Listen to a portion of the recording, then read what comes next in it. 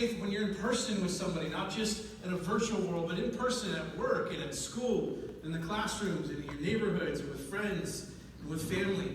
What does that look like?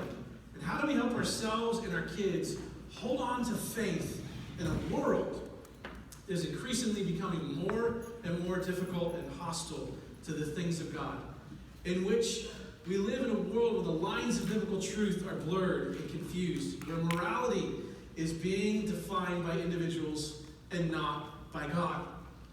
Now, I want you to know that Amy and I are not apologists. We are not experts in parenting. We are normal, average, everyday people, but we are passionate about Jesus, and we are fully committed to helping ourselves and our kids finish this race and live out the biblical faith, even amongst the pressure of culture, life, how crazy it gets, the pain that happens, secularism, what happens at school and work. When we're pressed on every side, we are committed to following Jesus. And so I want you to know that we're going to be sharing things that we've been learning because we're right in the middle of it, and things that we've learned because we're in mid-game. We don't have all the answers, but we are in the thick of it. We've got kids that, our first kid, we have one in elementary, we have one that is in junior high, and we have one that is in high school. We have them in every age and stage. We've done homeschooling, private school, public school, combinations of all three. We've thought about going off the grid and doing no school. I mean, we've kind of done it all. And we've kind of reached this stage in our life with preteens and teenagers where we start now to hide food, if you know what I'm talking about, right? You know what I'm saying? A box of cereal lasts like 5.2 seconds in the house. I thought about starting a GoFundMe page to feed the hungry children. My children.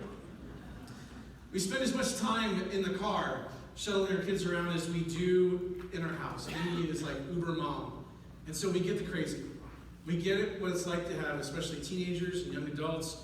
And we know what it's like to live in Orange County in this culture where we're swimming in a soup of increasingly more post-culture Christianity.